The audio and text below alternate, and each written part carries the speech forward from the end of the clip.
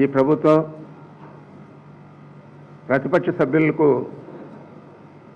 అవకాశం కల్పించాల్సిన public accounts committee chairman పదవిని అధికారంలో ఉన్న సభ్యులకే ఇవ్వడం అనేది ఇంతవరకు జరగలేదు. 1967 నుంచి కూడా ప్రతిపక్షానికే ఇస్తూ ఉన్నారు. అనేక పార్లమెంట్లో కూడా 1950లో జనవరి 26 ఒక అమెండ్మెంట్ జరిగింది. ఆర్టికల్ 309 బ్రాకెట్లో అయ్యి అని చెప్పి ఆ ఆర్టికల్ ప్రకారం కూడా ప్రతిపక్షానికి ఇవ్వాలని వాళ్ళు మార్పు చేసి అనేక మంది కేవలం ప్రతిపక్ష సభ్యుడి హోదా, ప్రతిపక్ష నాయకుడి హోదా లేని పార్టీలకే ఈ పిఎస్సి చైర్మన్ పదవిని ఇస్తూ వచ్చారు. ఉదాహరణకు బీజేపీకి ఇద్దరు సభ్యులుంటే 1981-82లో శ్రీ సతీష్ అగర్వాల్ అని చెప్పి వారికి ఈ పిఎస్సి చైర్మన్ పదవిని పార్లమెంట్లో ఇవ్వడం జరిగింది. ఈ విధంగా అనేక మంది 20 మంది 30 మంది ఉండే సభ్యులకు కూడా పార్లమెంట్లో ప్రతిపక్ష నాయకుడి హోదా లేని పార్టీలకు కూడా ఈ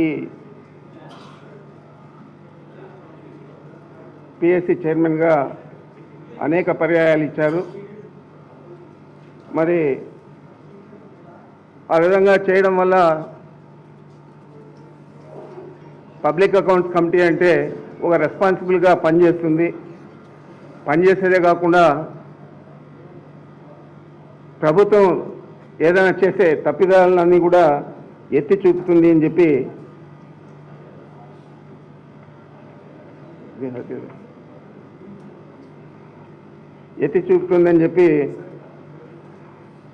ఒక ఆనవాయితీగా పెట్టుకున్నారు. ప్రపంచ దేశాలలో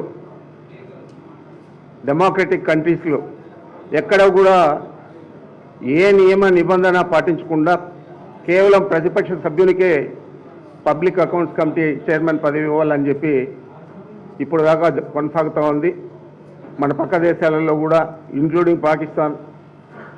అదేవిధంగా ఒక ఆఫ్ఘనిస్తాన్లో మాత్రం తాలిబాన్లు వచ్చిన తర్వాత అక్కడ పిఎస్సిని తీసేయడం జరిగింది.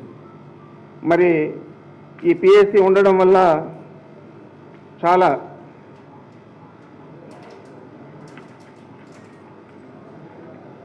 మనం గతంలో అనేక కుంభకోణాలన్నీ కూడా వెలికి తీసిందంతా కూడా పిఎస్సి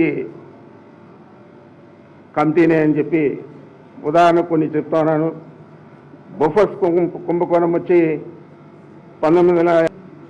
1990 మొదటి అప్పుడు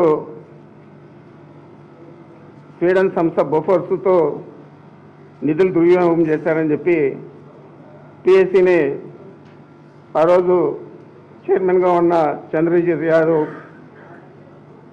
వెలికి తీశాడు. అదే 2G స్పెక్ట్రమ్ 2010 ప్రారంభంలో ఆ రోజు మురళీ మనోహర్ జోషి దాన్ని వెలికి తీశాడు. అదేవిధంగా సుప్రీంకోర్టు 122 టెలికాం లైసెన్సులు మన పబ్లిక్ అకౌంట్స్ కమిటీ రిపోర్ట్ను బట్టి క్యాన్సిల్ చేసింది. కోల్గేట్ అని చెప్పి 2010 మధ్యలో వచ్చిన కోల్ అలొకేషన్ స్కామ్ కూడా పిఎస్సినే బయటకు తీసింది. కామన్వెల్త్ గేమ్స్లో చాలా అవినీతి జరిగింది 2010లో అంటే అప్పుడు కూడా పిఎస్సినే వెలికి తీసింది.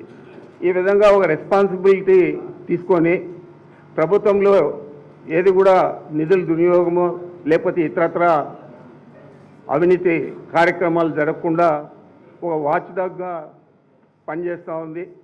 మరి ఇలాంటివి మన రాష్ట్రంలో తీసుకుంటే కంబైన్డ్ స్టేట్లో 1994లో కాంగ్రెస్ పార్టీకి ప్రతిపక్ష హోదా లేకపోయినా కూడా ఆ రోజు కూడా పిఎస్సి చైర్మన్ పదవి అప్పుడు శాసనసభ్యురాలుగా ఉన్న గీతారెడ్డికి ఇవ్వడం జరిగింది. మరి మొన్న